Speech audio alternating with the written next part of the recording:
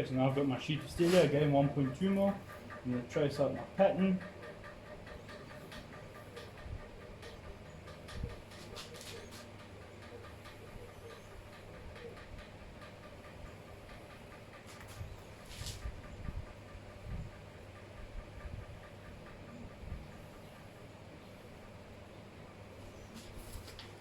What I suggest you do is just do one at a time, or do one, and we'll see if it fits.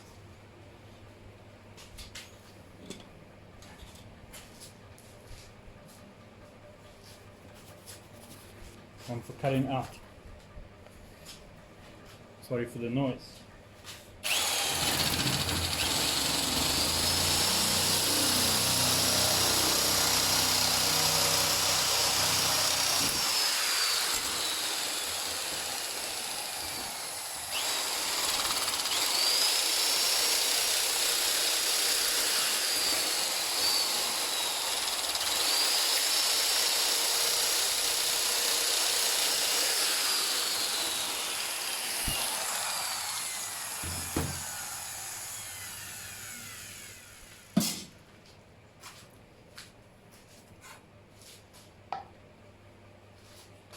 Okay, and then always handy to have a pair of tin shears.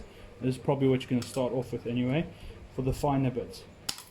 The nice thing with the big machines, obviously they go faster, they're heavy duty, but they don't go around corners so well. The smaller ones do.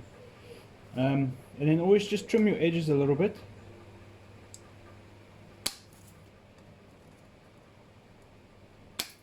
Just trim it so that obviously you don't want sharp edges.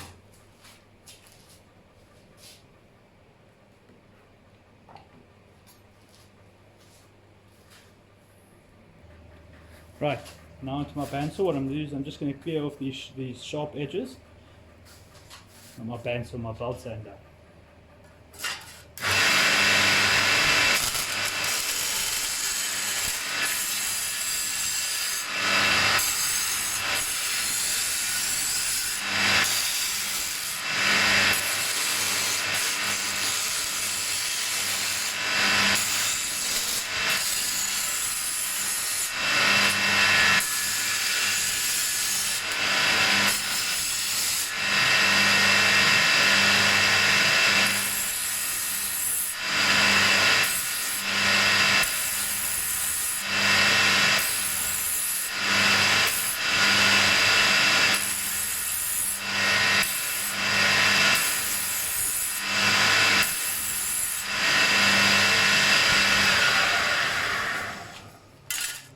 There we go.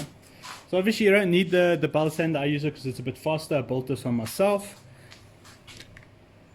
See? Nice. Built it all myself. This is after several variations in it that I changed it. It's changed quite a bit. It used to be on a pulley for the motor, then I changed to direct drive, then I kept changing it. Everything otherwise I built it all myself except for this plate here I had cut out for me. It works nicely, but otherwise you can get away with files and so. Right, so now what we're going to do is we're going to dish it out.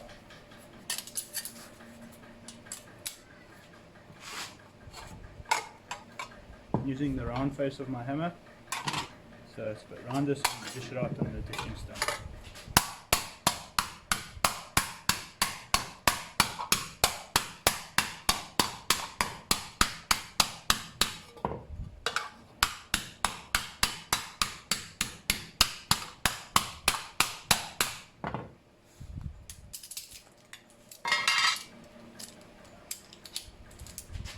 Try not to give it too much of a dish shape at the moment.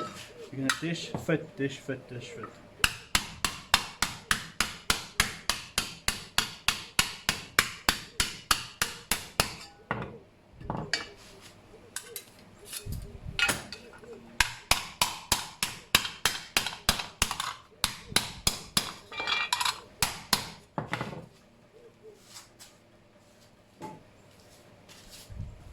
Okay, so we do a bit of a fit, and you can see it doesn't fit at all.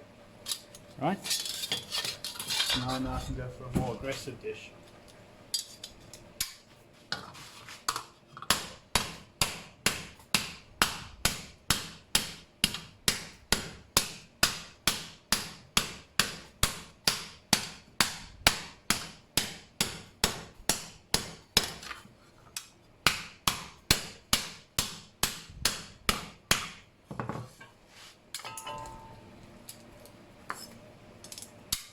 Also, just make sure when you're dishing, don't let these edges get away from you.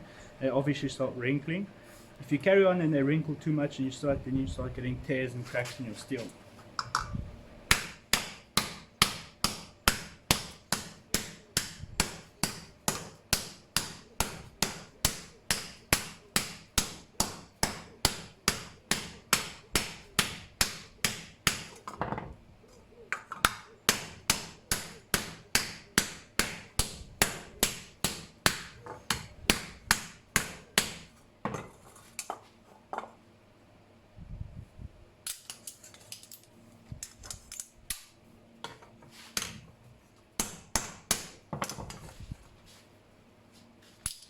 Yeah, and also before I forget again, always try and use tongs when you're doing, especially the dishing, because the shock going into your hand destroys your hand. It leaves your hand numb, and that it's also not very healthy for your hand. So use something like this just to stabilize or hold it while you're working it.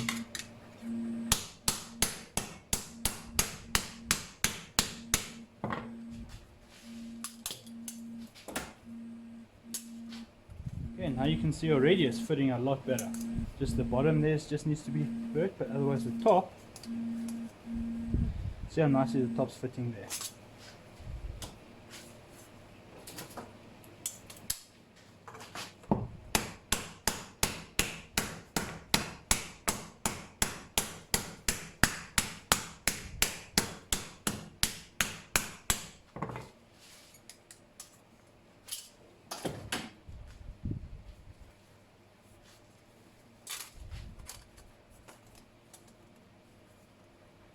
See, now it fits already a lot better.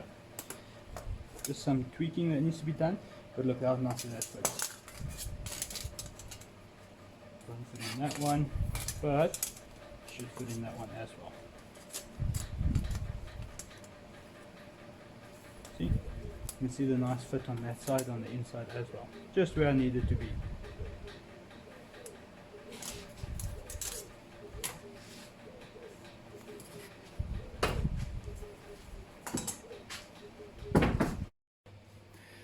Great, so what I'm going to do now is I'm going to now draw out the last three patterns. I'm happy with how it works out, so I know that the pattern works.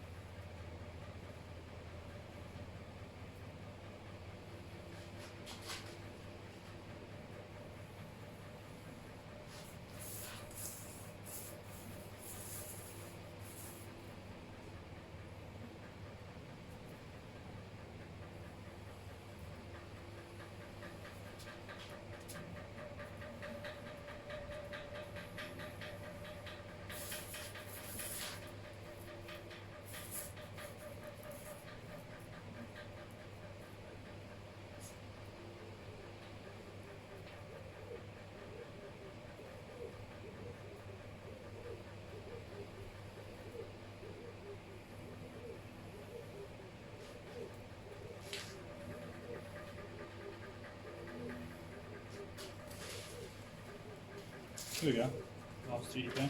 Don't throw this pattern away or this pattern, because you probably want to make it again.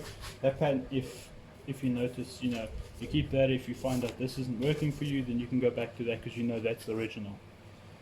Right, one important thing also when you're doing patterns that you want to lay out, you want to get it as close to one another so you can fit it out, so you minimize your loss of the scrap steel. So obviously when I go home, I do a lot of jigsaw puzzles, so I can work out, quickly how to lay something down.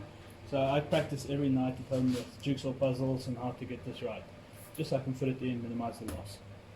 Obviously that is a complete load of nonsense. Just it takes a bit of practice. It's not very difficult, just to help, so you don't lose so much steel. Right, so let's move on to cutting.